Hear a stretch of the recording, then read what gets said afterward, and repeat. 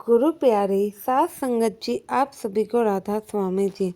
सात संगत जी, बाबा जी हमेशा ही कहते हैं सत्संग आने से पहले कभी भी अपने घर को देखना चाहिए। कभी भी गुरु घर की सेवा करने से पहले घर की सेवा करना अत्यंत ज़्यादा ही ज़रूरी है। इसके बाद ही हम सत्संग पर सेवा करने या फिर सत्संग सुनने जा सकते हैं। लेकिन कई कई बार ऐसा होता है कि हमारा दिल तो बहुत करता है सत्संग जाने का, लेकिन किसी वजह से हम नहीं जा पाते हैं।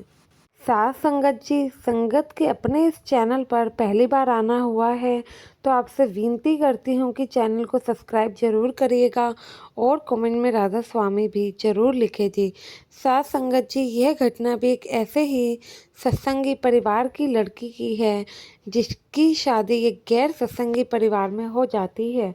शादी के समय तो उनके ससुराल वाले कहते हैं कि उन्हें दहेज में कुछ भी नहीं चाहिए, लेकिन शादी के कुछ समय बाद ही वह लड़की को तंग करने लगते हैं।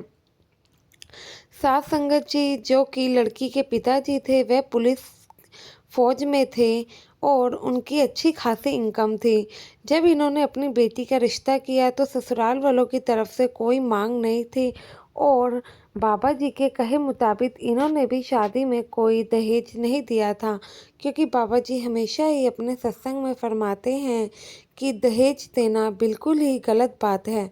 और जो ये लड़की थी, इनकी शादी एक वकील से हुई थी, जो कि इनके हस्बैंड अक्सर काम के सिलसिले में घर से बाहर ही रहा करते थे। ऐसे ही चलते कुछ समय बीत गया। इनकी शादी को 6 महीने हो चुके थे। हस्बैंड महीने में 1 से 2 बार घर पर चक्कर लगा लेते थे। लगभग वह अकेले दूसरे शहर में ही रहा करते थे। 5 से 6 महीने बाद इस लड़की की सास इन्हें बोलती है कि मेरे बेटे के लिए तो अमीर से अमीर रिश्ते आ रहे थे, पता नहीं क्या किस्मत मेरी फूटी थी जो हमने तुम्हारे साथ रिश्ता किया। तो फिर लड़की सामने से कहती है, मम्मी जी आप ऐसा क्यों कह रहे हो, आप ही तो हमारे घर रिश्ता लेके आए थे और आप ही ने तो उस समय कहा था कि आपको कोई दहेज नहीं चाहिए।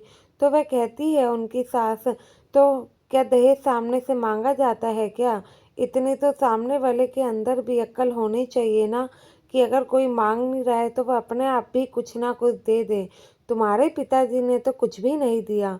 तो वह लड़की कहती है कि मम्मी जी, हमें बाबा जी हमेशा ही समझाते हैं कि दहेज नहीं देना चाहिए और जो लोग दहेज मांगे वहाँ पे कभी भी बच्चों की शादी नहीं करनी चाहिए। इतना सुनते ही वह उसकी सास बहुत ज़्यादा गुस्सा हो जाती है। ऐसे ही धीरे धीरे समय बीतता है। अब वह उसके ऊपर प्रेशर बनाने लगती है। कभी कुछ लाने के लिए कहती है तो कभी कुछ अपने घर से मांगने के लिए कहती है।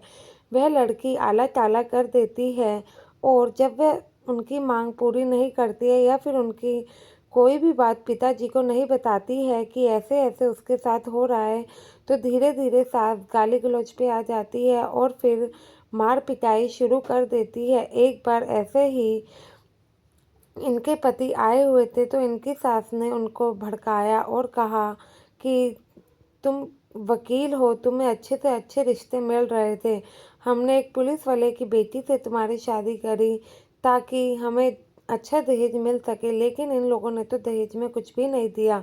ऐसी 2-4 बातें और बताती है और बहू की बुराई करती है और दोनों ही मिलके उस लड़की को बहुत मारते हैं। रात के करीबन 12 से 1 बज रहे होते हैं। मार मार के उसकी बुरी हालत कर देते हैं। वह लड़की बच बचा के घर से निकल जाती है। उसे कुछ भी सुध-बुध नहीं रहती है कि वह घर से निकल गई, अब कहाँ जाए कहाँ नहीं। घर से खाली खाली हाथ निकलती है तो अचानक रोड पे किसी से मदद मांगती है और कहती है कि मुझे डेरे जाना है, मुझे वहाँ तक छोड़ दीजिए। तो डेरे जैसे तैसे करते वह डेरे तो पहुँच जाती है। वहाँ पे सेवादार उनकी हालत देखते हैं तो पूछते हैं कि बीबी क्या हुआ तुम्हारे साथ, ऐसी हालत में इतनी रात में तुम कैसे आई हो, बताओ तुम्हारे साथ किसने ये सब किया। तो वह बीवी कुछ भी बताने की हालत में नहीं थी और बहुत जख्मी हो रखी थी और बेहोश हो जाती है।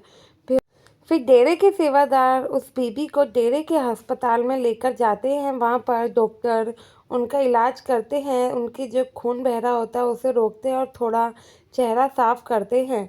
इतने में बीवी के लिए जूस वगैरह मंगाया जाता है। बेहोश हालत में थी, दवाई दी जाती है। 3 से 4 घंटे के बाद जब इन्हें होश आता है तो जूस वगैरह दिया जाता है। वह कुछ भी बोलने और सुनने की हालत में थी ही नहीं, बस अपने इस हालत में बाबा जी को ही पुकार रही थी और बाबा जी को ही बुला रही थी। इतने में जब बीवी कुछ भी नहीं बताती है तो वहाँ पर मजबूरन सेवादारों को बाबा जी के पास खबर देनी पड़ती है और फिर बाबा जी आते हैं। बाबा जी पूछते हैं कि बेटा तुम्हारी ये हालत किसने करी? तो वह बाबा जी को देखते ही उनके पैरों में गिर जाती है और कहती है कि मैं यहीं रहूँगी, मैं अपने घर नहीं जाऊँगी। ऐसे ऐसे मेरे ससुराल में हुआ है, मैं अपने घर पर भी नहीं जा सकती थी। घर पर जाती तो क्या उन माँ बाप को अपने बताती, उन्हें भी इस बात से बहुत तकलीफ़ होती, इसलिए मैं डेरे आ गई हूँ। अब मैं यहाँ से कहीं नहीं जाऊँगी, मुझे यहीं रहने दीजिए। जब वह इतना कह के बाबा जी के आगे हाथ जोड़ती है और रोने लगती है तो बाबा जी उसके सर पे हाथ रखते हैं और समझाते हैं, बेटा ये तो तुमने अच्छा किया, तुम यहाँ पर आ गई, लेकिन तुम्हारे ससुराल वालों को सबक तो सिखाना ही पड़ेगा। ऐसे कैसे काम चलेगा? आज तुम अपने लिए नहीं लड़ोगी तो कल को बाकी लड़कियां कैसे लड़ेंगी? तो ऐसे ही कहती हैं बाबा जी, उन्हें समझाते हैं तो वो कहती है कि बाबा जी मैं अपने घर वापस नहीं जाऊंगी, क्योंकि वहाँ पर मेरे साथ ये सब दोबारा होगा। तो बाबा जी उसे प्यार से समझाते हैं, कहते हैं नहीं होगा, चलो मैं तुम्हें छोड़कर आता हूँ।